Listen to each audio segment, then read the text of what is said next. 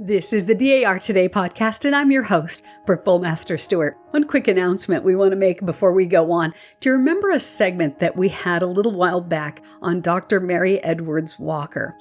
We had done a segment, and then we replayed that segment in August when we were dark.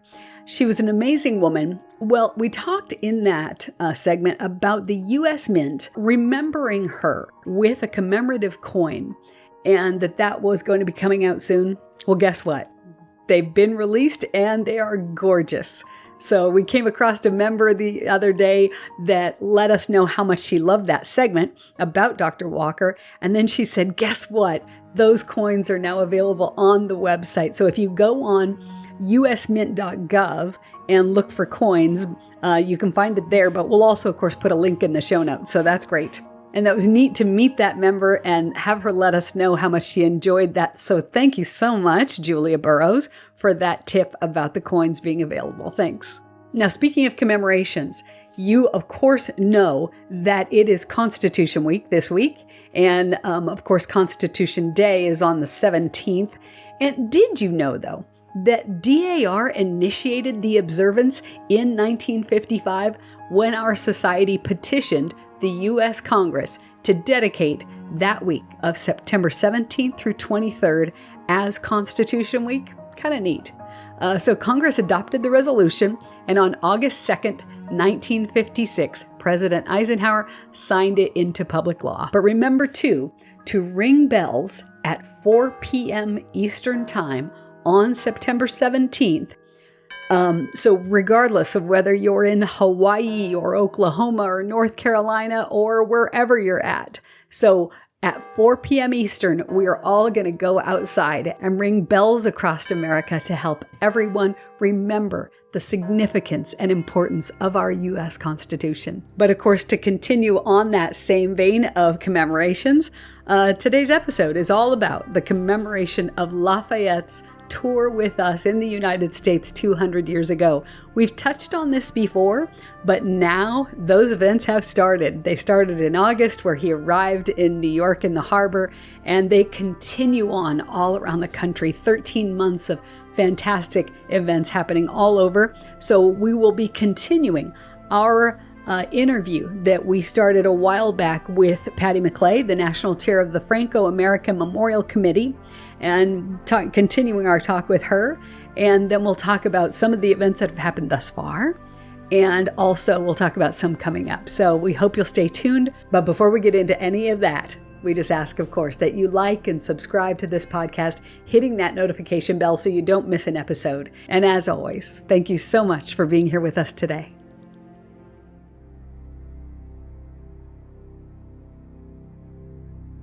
So Patti, tell us about that first meeting between George Washington and the Marquis de Lafayette. Well, we have to go back even a little further than the first meeting, because Lafayette, when he was still in France, had heard about the great General Washington, who was heading the American forces because he was commander-in-chief in 1776. So that was one of the reasons Lafayette really wanted to come and learn under this great general. And that kind of country nobility was expected to go into the military. Well, he had all the more reasons, because at the age of 2, his father had been killed at the Battle of Minden, which was in the 7 Years' War in Europe, which at the same time was our French and Indian War here.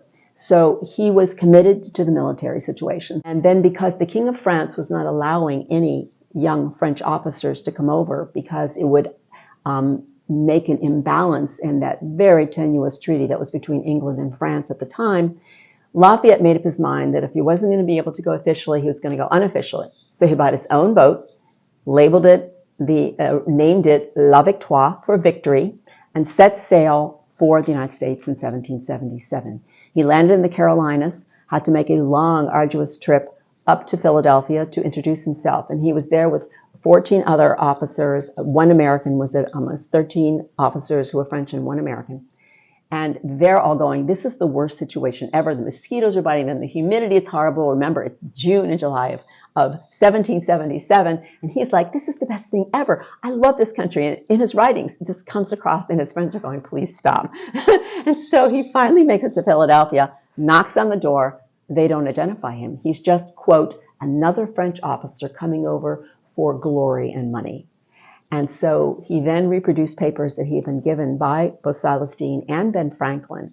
And when he gave them the next day, they came back and realized that he was not just this eager young Frenchman, well trained in the military, but also the richest person in France next to the king, and that he had direct access to the court of King Louis XVI.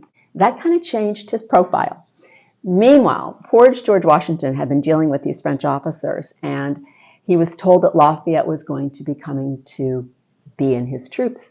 And so he said, I am like a babe unborn. What do you want me to do with these Frenchmen, especially Lafayette? And the response was, whatever you do, don't let him get killed. And so on July 31st of 1777, Lafayette had the opportunity to walk into the room at City Tavern in Philadelphia to meet the great George Washington. And it is written that he wrote to Adrienne, his wife, he said, no one needed to point out who Washington was to me. You could tell by his elegance, his countenance, the aura that he projected, that this was George Washington. And what was also written at the time, and my sources are primary sources of letters that are written between people who were there in all these events. They wrote that everyone was taken with Lafayette because he was so enthusiastic about meeting the general, and he was in awe of meeting General Washington.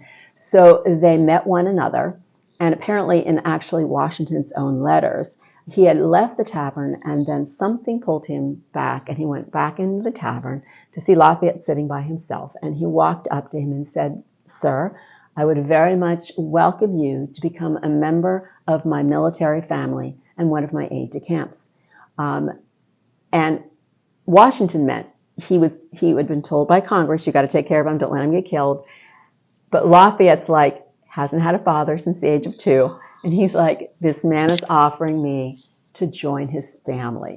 And so he was elated, and he wrote to Adrienne about how, this country was wonderful and it would become the home of democracy and the asylum of liberty. And so he ended up, within a month, he was seen as always next to Washington, always writing next to him, and often in private conversations. Now, some scholars say it took Washington probably a little longer than it took Lafayette to develop that more father-like relationship with him.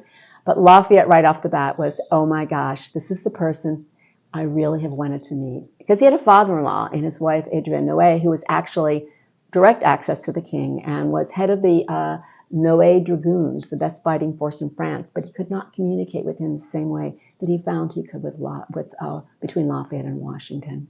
It's like he found a true kinship there, didn't he? He did, and what's interesting, you would say that, because people often ask why Washington had not had his own children. And we all know that Martha was quite capable of having children. She actually had 4. The first 2 died in infancy. The second 2 were Patsy and Jackie, who were the children that Washington really spent much time as a devoted father to take care of them he never officially adopted them, but as the father that knew him.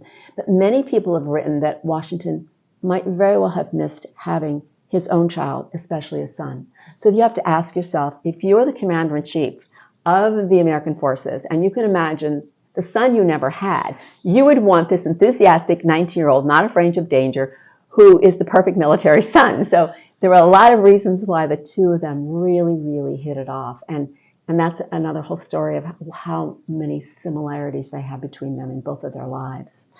And the difficulties, too, that Washington had, sometimes with that passion in the troops. They were weary. There were times that were hard. And to have somebody that was so on board with the success and, wanting that success for America must have been quite a boon to him emotionally as well. Exactly, because it was right at the Battle of Brandywine. And again, he's knowing that he's not supposed to let this kid get killed. And you've got to picture a little puppy dog nipping at Washington's heels. I want to go into battle. I went into the battle. And it's quoted that he only wanted to observe. Really? So finally, Washington is distracted by news coming in from the battle. And he grants Lafayette the privilege to go ahead and observe the battle. Well, when Lafayette gets there, well trained in the military, he sees Sullivan's forces being crushed. He sees the British advancing, and he just jumps in with all he knows. Now, he's never been in battle before, never once fired a bullet in battle. Wow. But he goes in and he goes with Sullivan's troops, and he's trying to organize them to face the enemy, put bayonets on, get ready, and they're kind of retreating. And so he finally realized that he wasn't going to be able to turn these guys around. So what he did instead was he helped them organize themselves in a retreat. Now, in the military, it's very important to retreat the right way. Otherwise, you lose forces, you get killed. So he is doing this, pushing and shoving on the ground. He's already gotten off his horse, and he's trying to organize this retreat. And that is when he gets struck in the left calf by a British bullet. He ignores it. He continues urging the men on. Finally, his aide-de-camp sees the blood coming out of his boot, finds a horse, throws him into the saddle, but he doesn't stop cajoling and encouraging the troops to move backward in an organized way. They make it to Chester Bridge. He puts troops around, and then by that point, he's almost falling off the saddle. And that, around this time, is when Washington hears that Lafayette had been shot in battle, and he sends his personal surgeon, Dr. John Corcoran, to go and minister medical aid to him. And then he also designates a certain fluent in French captain to be able to be the person who is going to quickly escort Lafayette away from the battle scene, from the advancing British. And that captain happens to be James Monroe. That is when their friendship developed. But later in that time, when he comes in and finds Lafayette being cared for by Corcoran, is when he is thought to have said, please take care of him as if he were my son, for I love him with the same affection. And so that relationship later on, Washington writes that, from the words that he wrote to others, that, he had been so disappointed in the French at that time, as well as his soldiers themselves, not the French, I'm going to take that back, the French being officers who wanted to just make money and have glory, but his own men not facing off in battle. And for him, this young Frenchman of 19, who, despite being shot, continues to organize a retreat. And he kind of realized that this Frenchman was not like the others.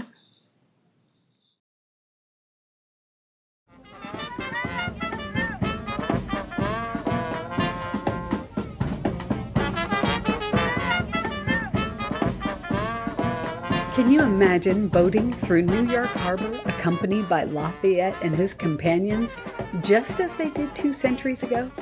Well, in August of this year, so many had the pleasure of the company of our beloved French hero, the Marquis de Lafayette, as well as the honor of meeting his 8th and 9th generation granddaughters, Virginia and Heloise, and Adelaide Lafayette, making their inaugural visit to the United States. Lafayette made his way into the New York Harbor, passing the Statue of Liberty on his way to a grand reception.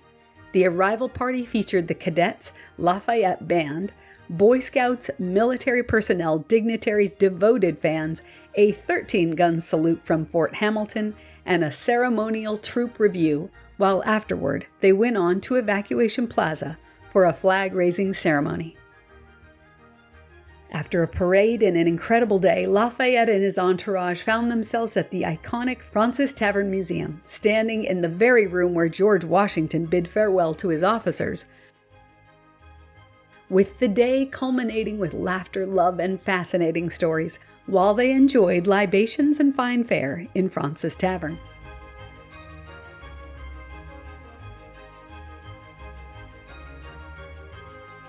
There are so many events coming up in other states while Lafayette continues on his tour.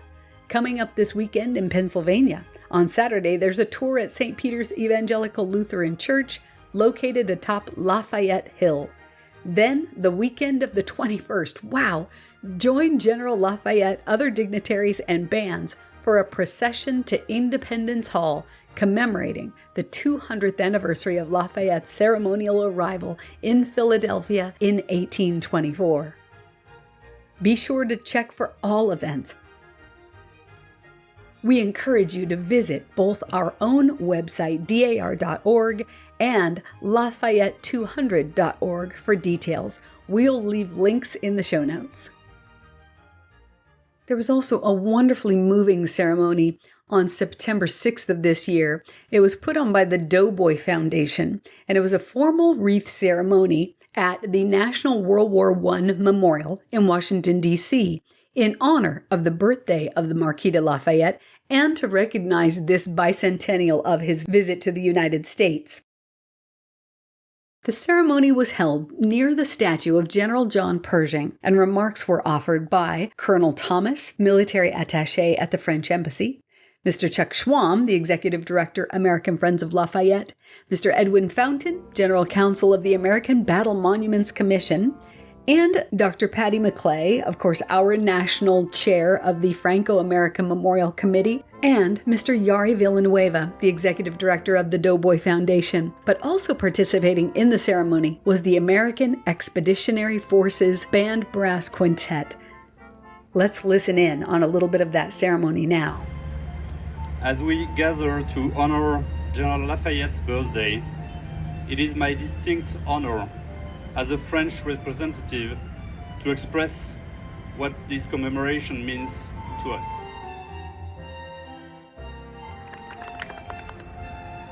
Happy birthday, Lafayette, huh? Woo! It doesn't look day over 266.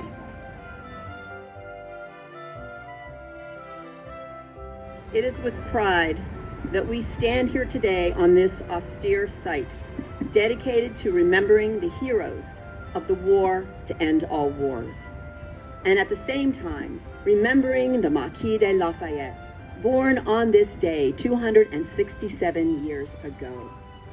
It is fitting that these two remembrances should meet here today. For in honoring both Lafayette and our World War I heroes, we also honor and remember that ideal which both held dear, and which we today must always hold sacred: democracy.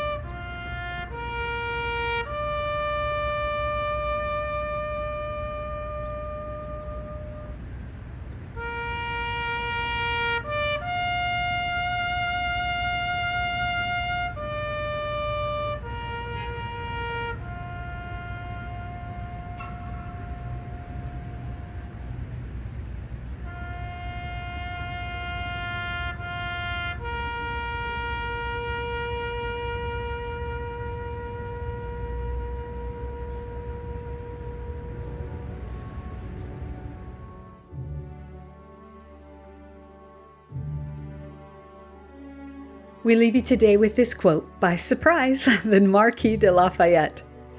I read, I study, I examine, I listen, I reflect, and out of all of this, I try to form an idea into which I put as much common sense as I can. Well, thanks for listening, and be well, dear friends. Let's celebrate the stars and stripes forever, and remember, with all of your ancestors behind you, you are the result of the love of thousands.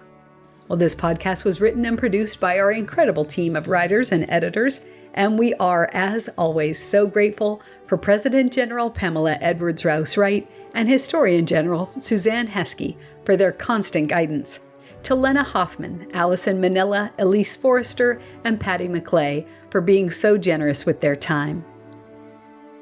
The National Society Daughters of the American Revolution is a nonprofit, non-political, volunteer women's service organization dedicated to preserving our American history, securing the nation's future through better education, and promoting American patriotism. Members are all lineal descendants of those who supported the cause of independence in the Revolutionary War. For more information, please visit dar.org. This is the DAR Today podcast.